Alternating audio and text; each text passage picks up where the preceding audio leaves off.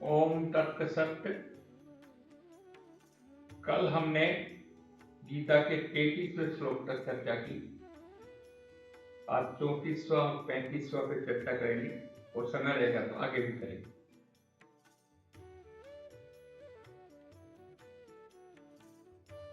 अब वो स्थिति बन गई समाज हुई युद्ध के क्षेत्र में, और यहाँ जो शोक जनित 8 चिन्ह है अर्जुन में, वो परिणाम के रूप में उसको दिखाई देने लगे। सुकून उसको लग रहा था कि भाई ये भी खराब है, ये भी खराब है। और 34 से 35 में वो कह रहा है कि कौन कौन सामने है, अब उसका वर्णन कर रहा है। आचार्य, पिता, पुत्र, उसी प्रकार पितामह, मामा, ससुर, पौत्र, साले तथा अन्य जितने संबंधी थे, वो मुझ पर प्रहार भी करें, मैं इनको मारना नहीं चाहता। हे मधुसूदन, मुझे त्रिलोकी का राज्य भी मिलता हो तो भी मैं इनको मारना नहीं चाहता। फिर पृथ्वी के लिए और इस छोटे राज्य के लिए तो मारो ही क्यों। अब देखिए यह हुआ क्या है कि अर्जुन जो है, अब सारे तर्क देने के बाद में वो कह रहा है कि देखिए इन लोगों को मुझे मारने से कोई फायदा नहीं है, भले ये मुझे मारे, मैं इनको नहीं मारूंगा। होता क्या है कि आदमी दो प्रकार की निष्ठाओं के साथ काम करता है। आप भी जब जीवन में जाएंगे तो दो प्रकार की कामनाओं के साथ आप काम करते हैं, और दो प्रकार का मार्ग कहलाता है। एक मार्ग कहलाता है प्रवृत्ति मार्ग का, और एक मार्ग कहलाता है निवृत्ति मार्ग का।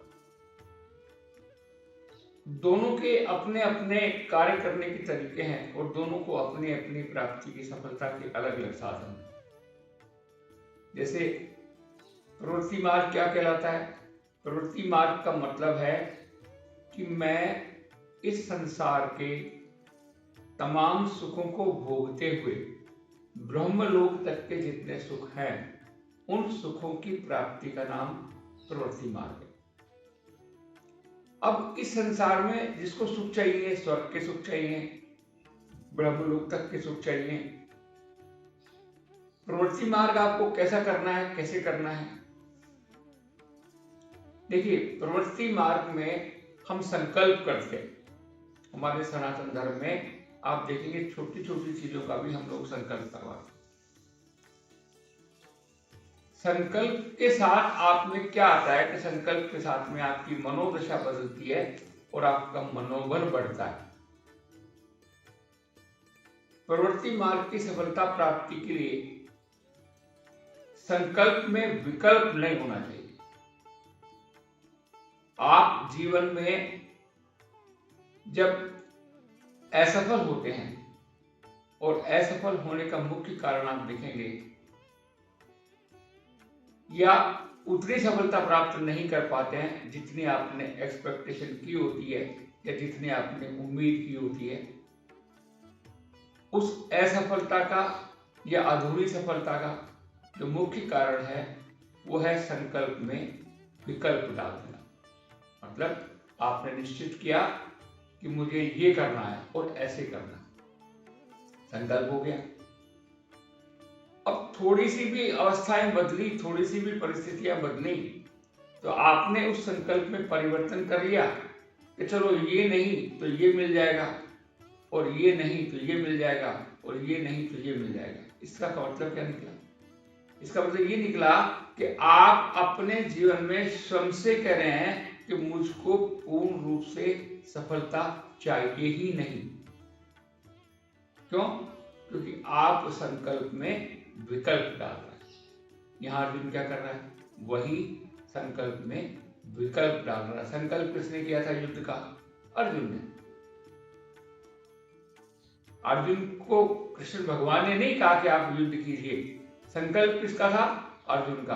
अब अर्जुन ही अपने उस युद्ध रूपी संकल्प में विकल्प डाल रहे हैं कि मुझे ये युद्ध क्यों नहीं करना है। ऐसे ही आपके जीवन में जो भी आप संकल्प करते हैं, जो भी आप काम कर निश्चित करते हैं कि आपको ये काम करना है और ऐसे ऐसे करना है, उसके बाद जब उसमें आप विकल्प डालते हैं तो आप खुद ये चाहते हैं कि मैं पूर्ण रूप से वैसी सफलता प्राप्त ना करूं जैसी मुझको प्राप्त करनी चाहिए। तो गीता के ये 2 श्लोक आपको सिखाते हैं कि संकल्प में विकल्प आपको नहीं डालना है और जो संकल्प किया है उसको किया है।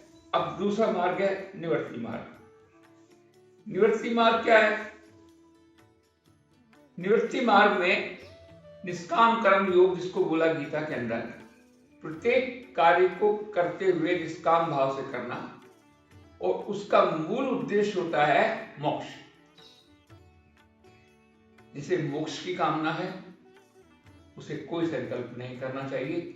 जो परिस्थिति आए, जैसी अवस्था आए, उसको सहज रूप में स्वीकार करते हुए निष्काम भाव से, सेवा के भाव से तमाम काम को करना चाहिए। अब सेवा का भाव क्या है?